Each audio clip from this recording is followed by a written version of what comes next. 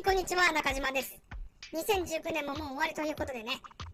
1年を振り返るというか、一度チャンネルの歴史自体も振り返ってみたりね、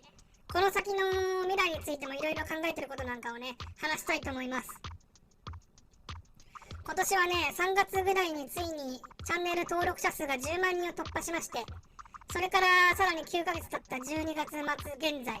もう28万人ですか。だから本当にね、飛躍の年だったと言えるんじゃないでしょうかね。まあこんな風になるとはね、当初全く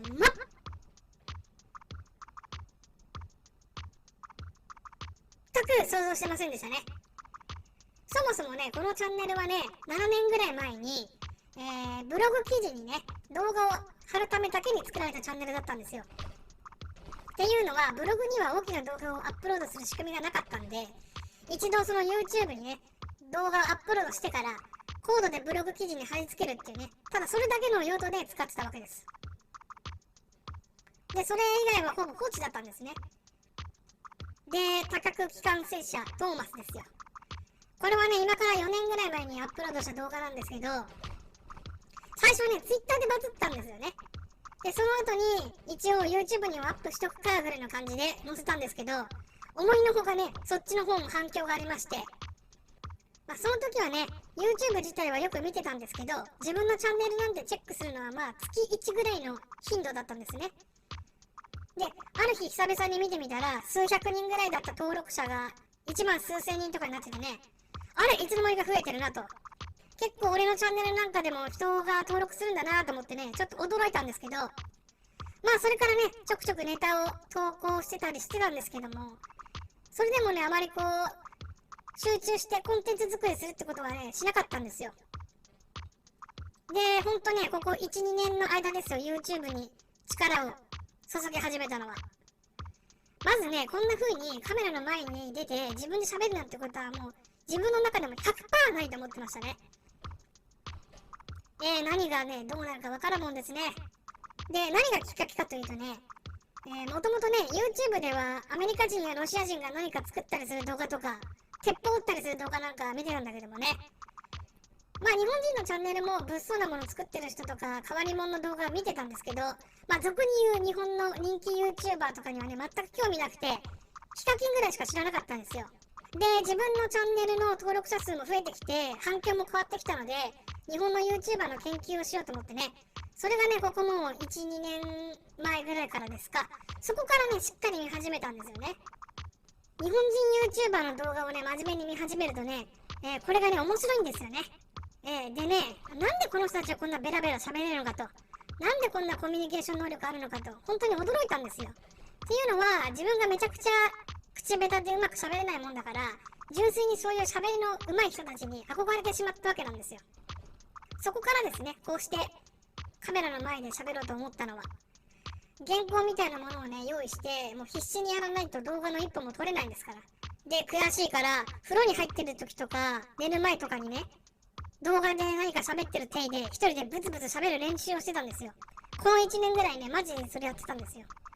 で、それを続けてたらね、努力が実ったのか、そこそこね、それっぽくね、喋れるようになってきたんですよ。で、人との会話の仕方も変わってきて、久しぶりに会ったリアル知人なんかにはね、めっちゃ喋り方変わったなって驚かれるんですよ。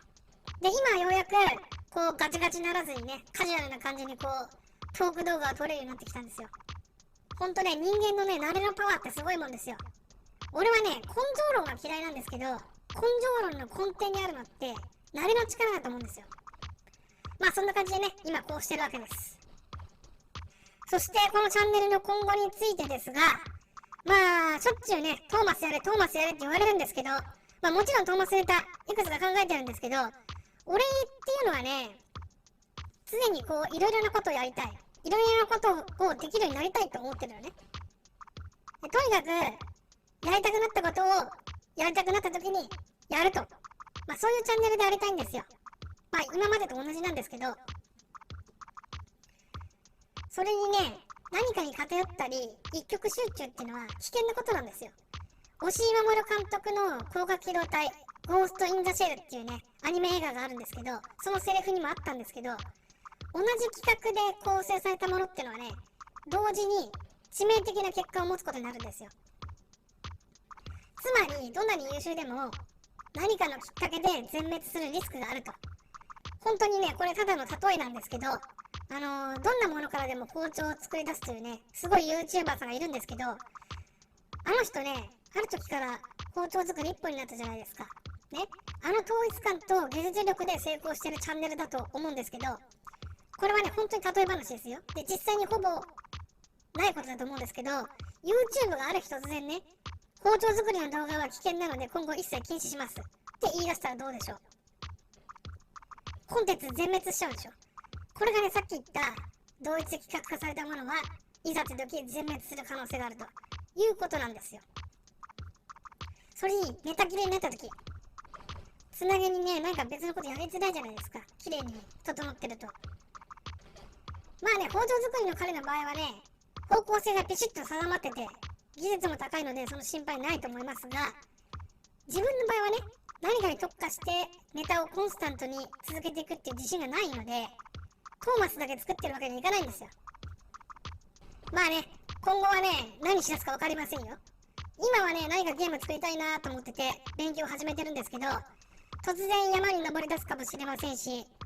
突然誰かと漫才しだすかもしれませんし、ほんと分かりません。何せね、100% ありえないと思ってたことも実際にこう楽しんで今やってるわけですから、まあね、今後に期待してください。はい、さてね、今年はここまででございます。最後までご視聴いただきありがとうございます。また来年お会いしましょう。それでは良いお年を。